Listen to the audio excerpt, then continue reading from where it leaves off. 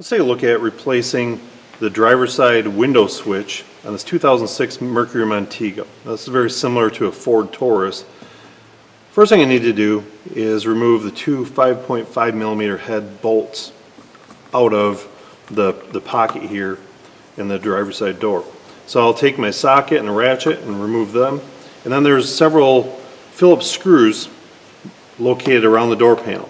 So I'll just take a screwdriver and remove them, work my way all the way around, and be aware of several hidden ones. There's one behind the door latch here, and some up on the front of the door panel.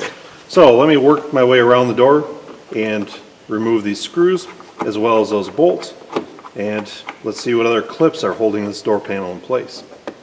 Okay, well now I've got everything unbolted, unscrewed. When I removed the screw from the cover by the door handle, that piece came off as well. So now I can feel there's a little resistance in the lower corner here.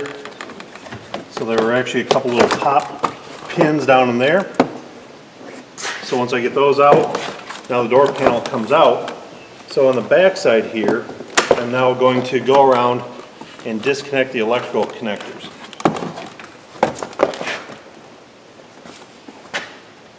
So as I reach in, I can find where the electrical connector is. Again, I just basically squeeze the connector to unplug it.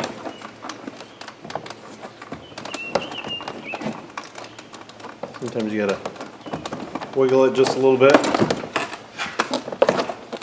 get it moved out of there, and we can get them all released.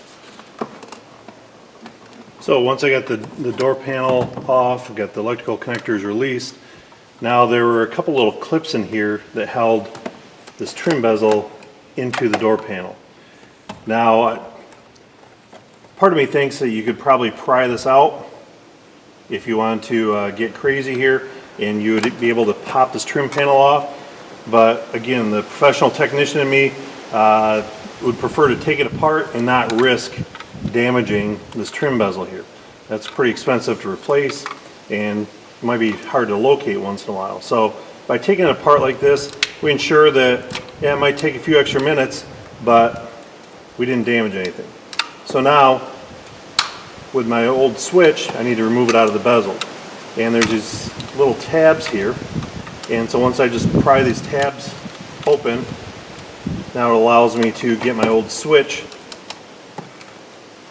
out of the housing. So again, I kind of gently work this plastic. I don't want to snap it off here. And I'll work my way through, getting it completely out of this housing. So I continue to work my way around here. We don't want to snap it off, but eventually I get this old switch out of here. Now I can take my new switch, line it up carefully, slide it in place. You hear it lock in, clipped into place, and we're good to go. So now similarly, I will set it down into the door panel here, lock it in place. You hear it snap in there. Now I can go make my electrical connections, plug in all these switches again.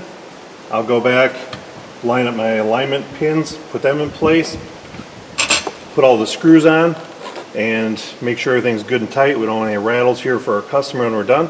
Make sure that the windows go up and down, and that we can actually lock out the windows there. And just like that. Hopefully now you understand what it takes to replace the driver's side power window switch on this 2006 Mercury Montego or a similar Ford Taurus.